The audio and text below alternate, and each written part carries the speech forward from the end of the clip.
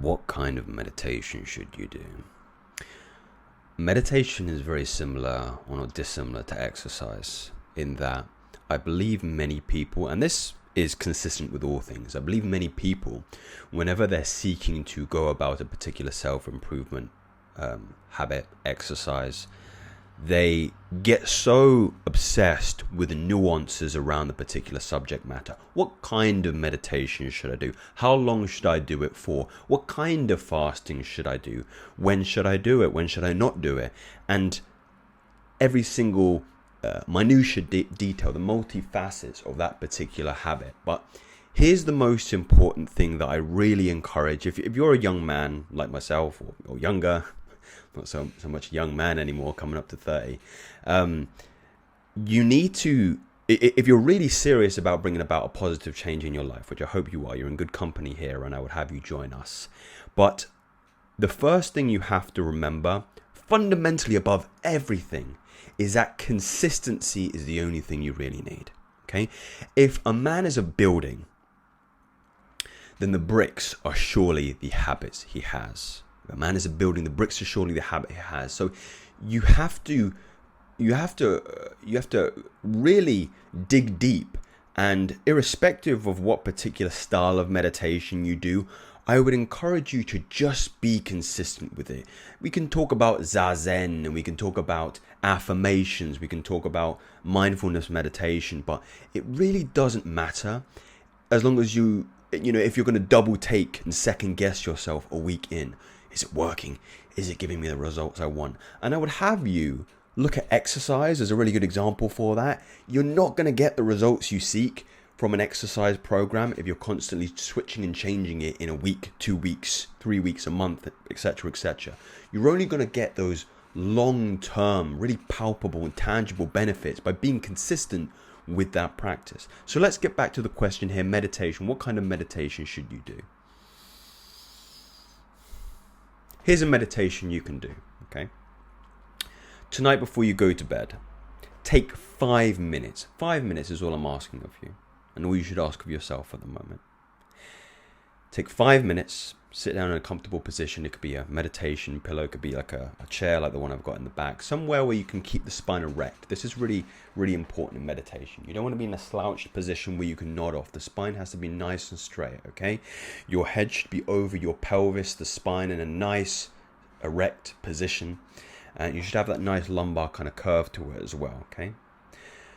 Focus on your breathing. That is the object of meditation. Okay? A lot of people think the object of meditation is to stop the thoughts. It's just to be aware of the thoughts while keeping your energy and awareness on a meditation object, which is typically the breath. Okay. Now, the part of the breath I want you to focus on is your diaphragm. Okay. Most people, they breathe incorrectly. They mouth breathe, and a lot of their breathing is up here in the chest. This is the kind of energy, we're speaking about. One of the objectives of meditation, one of the objectives of meditation is to bring you back into parasympathetic response, which means rest and digest, relaxation, cortisol control, testosterone boosting.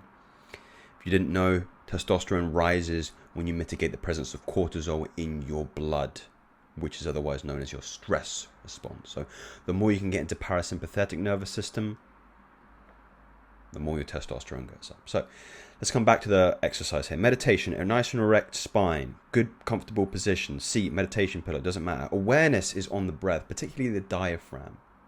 Okay. When you inhale, you're going to expand the diaphragm, your belly, focus kind of like on your belly area. Your belly is going to come out a little bit. Okay.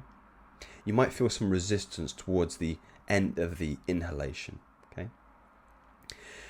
Exhale for about 5 seconds to 6 seconds. The perfect breath is 5.5 seconds in, 5.5 seconds out. Okay. As you exhale, focus on bringing your belly button towards your spine. Okay. You're going to feel your transverse abdominis and your diaphragm as well pulling your belly button in. Okay. And you can go quite deep. A lot of people realize they have very shallow breathing. They don't bring their belly button all the way back into the spine. Okay. Be gentle with yourself. This is going to take a while for you to get the flexibility and the strength in this kind of area to breathe correctly, okay? Keep your tongue pressed against the roof of your mouth, okay? So the front of your tongue should just be sitting behind your teeth, and the back of your tongue, if you can imagine, this is the kind of back of the tongue here, pressed flat up against the roof. If you kind of look at me in a kind of profile position here, my tongue is right up here, pressing it against my palate. This is going to allow yourself to better breathe as you're kind of stimulating the nasal component of respiration here. No mouth breathing, okay, or nose. And I just want you to focus on those small little behaviors in respects to your respiration, okay? And just follow that inhalation in, expanding the diaphragm, exhalation out. The relaxation of the diaphragm as it comes back in. Okay, just keep your attention on that energy there for 5 minutes. 5 minutes.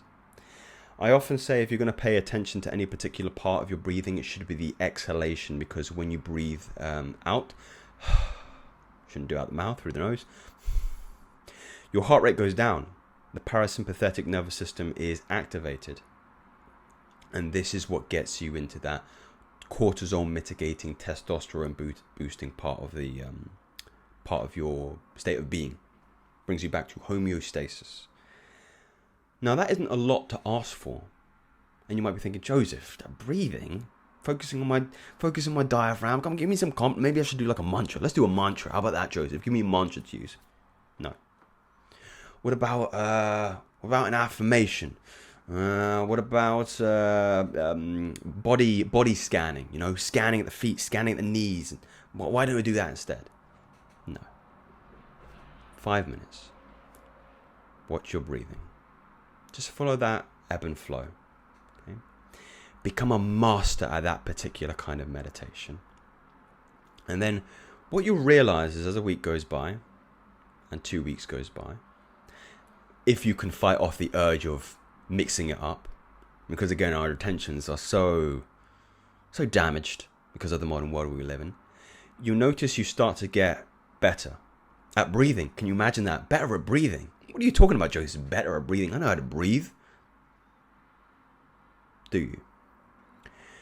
What you notice is as you start to focus on the inhalation, the exhalation, so if I could draw up for you here, inhalation, exhalation, inhalation, exhalation, 5.5 seconds each. As you start to become more proficient at this, you'll notice that you'll be more smoother in your inhalations and exhalations, right? It starts to look, instead of a kind of like a rectangle, it starts to look more like a kind of oval. And as you get more proficient, it will start to look more like a circle. And then in the deepest, most peaceful, most tranquil, most ego-shattering meditations I've ever done in my experience, there is no start and there is no end to the breathing cycle. It is all one thing. And this is where you can start to talk about Kriya, which is another form of yoga, Kriya yoga, which is energy yoga. And it's getting beyond the physical, and it's getting into your etheric body. And you start to develop what I would call spiritual organs, or what Rudolf Steiner would call spiritual organs. And you have more and more spiritual experiences. You get out-of-body experiences. I've been meditating so hard that I have become the room I meditate in. Such a profound thing to even say. What do you mean you become the room you're meditating? I mean, your consciousness expands beyond the confines of your body, and I have become this room. I am this room. What you realize in this state is that you do not end at your fingertips. And then you get beyond this room, and I become my whole flat, and I become the building I'm in, and then I become the city I live in, then I become the country, and then I become... You get the picture. It all sounds very glamorous, doesn't it? And you can get carried away with this kind of thing, but I shit you not. These are the experiences I have more frequently than any other. And they don't come because I have a specific technique or, you know, I switch it up, or, you know, I'm very inconsistent with my practices. I'm doing one thing, again and again and again and again and again and again and again.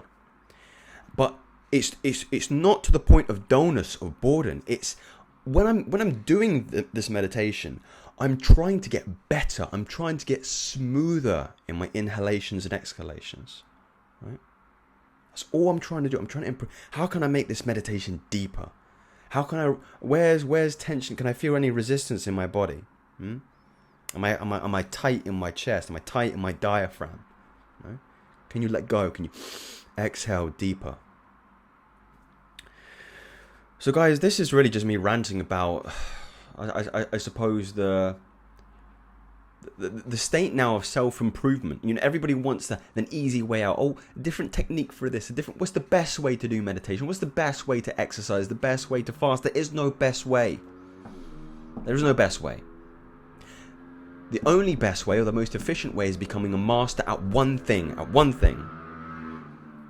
Sorry if you can hear that obnoxious motorcycle outside. And exercise is a great analogy of this, you know. I often say to, when I used to do PT, I used to be a personal trainer, and some of my early clients when I was kind of like 21, 22, 23, I used to say that to them. Look, what the majority of the thing you're paying me for is to be consistent. It's not because I have a very special exercise plan for you that's so much better at somebody who isn't well versed in exercise and physiology in the body and how to get fitter and healthier and stronger, XYZ. Although, you know, that does play a role in it, but it probably plays about 25% of the role. The 75% of the role is just me keeping you consistent, keeping me to your word, keeping me to your promise. Because like I mentioned, if you are a building, then habits are the bricks. So the question you need to ask yourself now, gentlemen, is what kind of bricks are you building your house with? Something to meditate on, but only in the way that I've taught you. So gentlemen, if you enjoyed this video, if you've subscribed to anything of which I've said, you can subscribe to me, and I'll talk to you again very, very soon. Take care, my friends.